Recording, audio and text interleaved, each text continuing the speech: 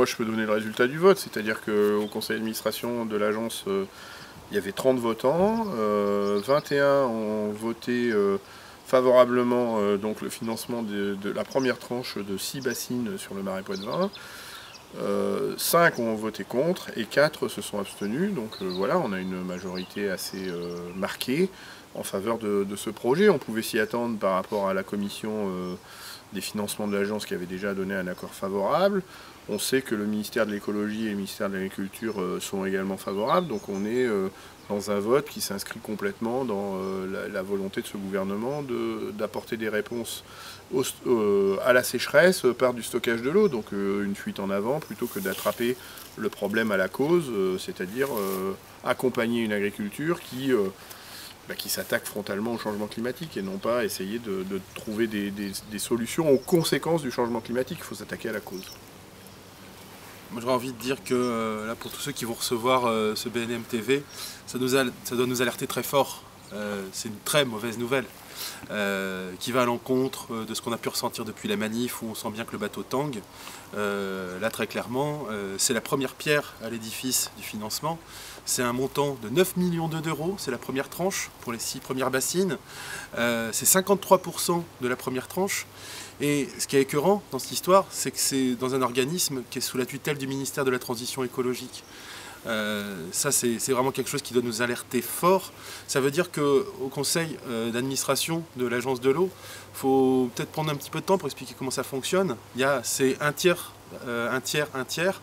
Il y a un tiers qui représente l'État, c'est des hauts fonctionnaires. Il y a un tiers qui représente les usagers et dans lequel on va retrouver sur les 11, 4 membres qui sont directement inféodés à la FNSEA à travers 2 représentants de coopératives agricoles et puis 2 représentants de chambres d'agriculture. Et puis ensuite, il y a un tiers d'élus et un certain nombre d'élus dont on sait aussi, par le jeu des alliances et des placements, qui sont aussi très proches de la FNSEA. Et donc finalement, c'est en ça que le vote est absolument pas étonnant. C'est qu'à partir du moment où il y a un plan gouvernemental soutenu par De Normandie pour multiplier les bassines et les réserves partout en France, il ne faut pas chercher les 11 positions, les 11 votes de l'État, ils ont été positionnés clairement. Et puis derrière ça pose vraiment la question de l'argent qui devrait être dédié à l'écologie, à la transition écologique, etc. Où est-ce qu'elle va ? Concrètement, on s'aperçoit que là, c'est de l'argent que les uns les autres on verse à travers notre redevance, notre facture d'eau, dont on espère et dont on imagine qu'elles sont investies dans des démarches d'intérêt général de préservation de la qualité de l'eau et des milieux aquatiques, tous les grands objectifs de l'agence de l'eau, et dont on s'aperçoit que concrètement, en fait, l'essentiel du budget, parce que là, c'est des budgets énormes sur l'ensemble de l'agence de l'eau, donc c'est des choix financiers majeurs de pognon qui ne vont pas être réinvestis dans d'autres outils de transition écologique réelle. Une illustration concrète, la meilleure préservation d'un point de captage d'eau potable, c'est d'acheter le terrain et de laisser pousser la forêt. Ensuite, il y a d'autres méthodes qui sont de faire de la contractualisation agricole et puis de faire en sorte qu'il y ait des cahiers des charges qui aillent vers la bio. Voilà, si on met en regard ce que coûte de protéger un captage à travers de l'acquisition foncière et de la non-gestion, en regard des 3 millions qui vont tomber pour une seule bassine, je posais la question au maire d'Epanne, de savoir s'il avait fait le calcul de l'investissement public sur cet équipement-là. Quand on se situe à l'échelle d'une petite commune, 3 millions, c'est combien de salles des fêtes? C'est quelle amélioration au niveau de l'école? Enfin vraiment, ça pose la question de l'argent public.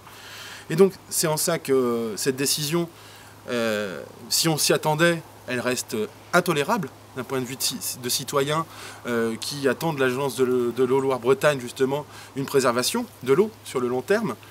Et pour le coup, pour être très clair, cette décision, elle est attaquable. Cette décision qui concerne ma stock d'argent public va être attaquée.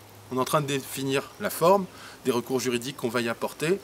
Il faut savoir que les gens qui regardent BNM TV et qui soutiennent la lutte, vous allez être interpellés certainement dans les semaines qui viennent pour justement vous positionner vis-à-vis de ce financement de l'agence de l'eau. Et puis, il faut aussi expliquer tout ce qu'on a mis en œuvre depuis 2 jours pour essayer d'inverser la tendance. Si tu veux témoigner un petit peu, si on peut expliquer tout ce qu'on a essayé de mettre en branle. Je vais juste commencer par le fait de dire qu'on a réussi à obtenir la veille, alors qu'on sollicitait ce rendez-vous depuis un moment, d'être entendu par Marie-Hélène Aubert, qui est la présidente de l'agence de l'eau. Donc pour être très clair, elle a été désignée par le président Macron, elle y est en tant que haut fonctionnaire. Et pendant toute une matinée, on a décrit tous les éléments nouveaux qu'on voulait lui porter à connaissance et qui étaient de nature à faire ajourner la décision. En fait, on a essayé par tous les moyens, et puis Benoît va nous expliquer plus précisément, de faire en sorte que les membres du CA et éventuellement le ministère de tutelle rétropédalent et disent au vu de tous les éléments nouveaux, c'est pas possible qu'on y aille. Voilà. Si tu veux... Oui, alors effectivement, ce vote était un peu stratégique. Parce qu'il scelle le début des travaux, même si dans un plan de financement il y a plusieurs financeurs, quand le principal financeur s'engage sur la voie favorable à ces projets, on peut soupçonner que les autres lui emboîtent le pas, c'est le risque. Et donc c'est la raison pour laquelle à ce conseil d'administration-là, on a d'abord eu cet entretien avec Marie-Hélène Aubert, on peut la remercier de nous avoir écoutés, même si ça n'a pas changé grand-chose. On a également pu transmettre un certain nombre d'éléments pour expliquer notre position à tous les administrateurs et on sait qu'ils ont reçu ces éléments-là, même si on les a envoyés la veille du conseil d'administration, mais ils ont pu en prendre connaissance. Donc c'est d'autant plus alarmant et inquiétant, je trouve, que malgré les éléments qu'on leur a transmis, ils se sont quand même acharnés, j'allais dire, à malgré tout faire ce vote-là. Mais je reviens sur le financement, et pour peut-être en remettre une couche, c'est que alors que cette agriculture-là, et je fais le lien avec le débat qu'on a eu sur la PAC à l'Union européenne la semaine dernière, en tout cas le Parlement européen a validé à nouveau une PAC qui va continuer de perfuser un modèle agricole qui, si on ne l'alimente plus avec de l'argent public, ne tient pas la distance, s'effondre de lui-même. Cette enveloppe publique donc perfuse ce modèle et fait qu'on le maintient en vie artificiellement, alors qu'avec cet même argent public, on pourrait accompagner la transition qui ferait qu'on attraperait à bras-le-corps l'enjeu du climat, l'enjeu de la biodiversité, l'enjeu de la bonne gestion des ressources et de l'eau en particulier, l'enjeu des revenus des agriculteurs, puisque là, on parle de perfusion d'argent public. Et ce genre d'équipement financé avec autant d'argent de l'Agence de l'eau et d'autres collectivités territoriales, potentiellement la région, voire l'Union européenne potentiellement, fait qu'on continue de perfuser ce modèle-là, alors qu'on pourrait mobiliser ces enveloppes qui sont aujourd'hui utilisées pour le perfuser, pour l'accompagner dans la transition, et, j'insiste, s'attaquer à la cause, c'est-à-dire faire que l'agriculture soit un endroit, un espace, une activité où on séquestre des gaz à effet de serre, où on s'attaque frontalement au changement climatique, et donc on règle partiellement, en tout cas, la problématique de l'eau. Après, on a des pratiques agroécologiques qui font qu'on peut aussi s'adapter à l'évolution du climat. Donc, et là, on fait tout l'inverse, c'est-à-dire qu'on ne change rien par ailleurs, on veut continuer dans ce modèle agricole-là, et on veut essayer de résoudre une équation impossible à résoudre avec des bassines, puisque l'objectif, c'est de pouvoir continuer à mobiliser une ressource de plus en plus rare, dans des quantités plus importantes, alors que tout le monde nous dit que cette ressource sera de plus en plus rare. C'est pas ça l'adaptation au changement climatique, et donc ce vote est vraiment pas un bon message, un bon signal envoyé, ni à l'agriculture, ni aux citoyens contribuables.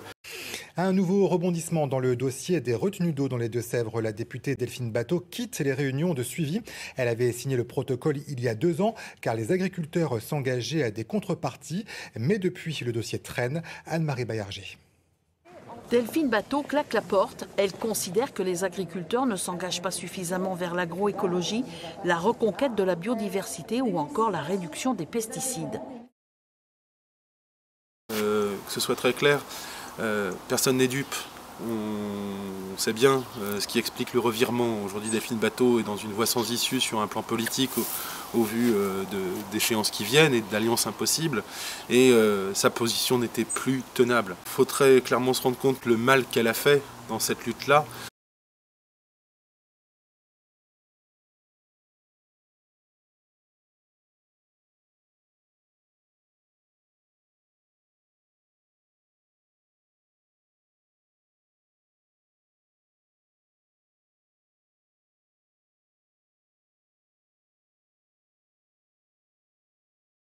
Son engagement auprès du protocole et auprès des porteurs de projets a été un élément majeur sans lequel le projet se serait arrêté, il faut être très clair là-dessus. Elle a été la grande promotrice de cette démarche-là, a emmené derrière elle un certain nombre d'associations comme de Sèvres Nature Environnement ou la Coordination pour la défense du marais, un certain nombre de maires qui jusqu'à maintenant avaient émis de sérieuses réserves sur ce protocole. Elle a été pendant 3 ans la tête de gondole d'une bien triste opération de greenwashing où il s'agissait de faire croire que ça y est, la FNSEA avait compris ce qu'était l'agroécologie, là où d'emblée, on l'a démontré, on savait qu'on allait vers ça. Le HVE, il est sorti dès le protocole.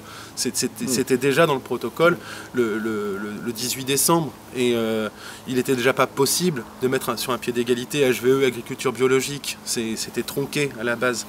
Juste donner 2-3 éclairages. On voit HVE3 épinglé dans les vignobles bordelais parce que dans les vins HVE3 qui sont présentés comme une démarche de progrès en termes d'écologie, on trouve exactement les mêmes pesticides que ceux qui n'ont pas la certification HVE3. Donc on voit bien que les cancérogènes, les mutagènes, les reprotoxiques, les perturbateurs endocriniens sont autorisés dans cette labellisation haute valeur environnementale et que on est sur de la communication comme il nous avait fait le coup déjà avec l'agriculture raisonnée il y a quelques années. On nous refait la même chose et on voudrait nous présenter ça comme une certification, un label qui pourrait rivaliser avec la certification agriculture biologique. Alors que en agriculture biologique, quand on fait des recherches de ces substances, CMR ou perturbateurs endocriniens, on n'en trouve pas. Et si on en trouve, le produit il passe de l'autre côté de la barrière, c'est-à-dire qu'il ne peut plus utiliser l'appellation agriculture biologique. Donc on voit bien que mettre sur un pied d'égalité ces deux labels, enfin cette certification avec ce label-là, c'est déjà une hérésie. Et là-dessus, on avait alerté Delphine Batho. Elle ne s'est jamais emparée de cet argument-là. Comment elle, se bataillant sur les néonicotinoïdes, elle peut, au niveau local, soutenir un protocole qui met une égalité entre l'agriculture biologique et le HVE3. Comment est-ce qu'elle peut... Ça veut dire qu'elle doit pouvoir aller expliquer au président de la FNAB que pour elle, c'est la même chose, que la HVE3, c'est un objectif à atteindre ultime et qu'à partir de ce moment-là, ça nécessite tous les financements publics et tout le soutien. Ce protocole était mal foutu à la base. On le savait, on avait prévenu, le nombre d'engagements était extrêmement limité. Il ne s'agissait pas de faire comme l'a fait Delphine Batho, de dire on sera exemplaire si les engagements ne seront pas tenus, puisque de toute façon, à la base, les engagements étaient très facilement tenables et rédigés à minima et avec des objectifs non définis. Il va falloir réparer le mal qui a été fait. Que toute cette caution écologique qui a été donnée au protocole par les associations de protection de la nature, de Sèvres Nature Environnement, la coordination, et puis également pour le coup Delphine Batho, il va falloir que ces gens-là viennent expliquer publiquement aujourd'hui ce qui ne fonctionne pas.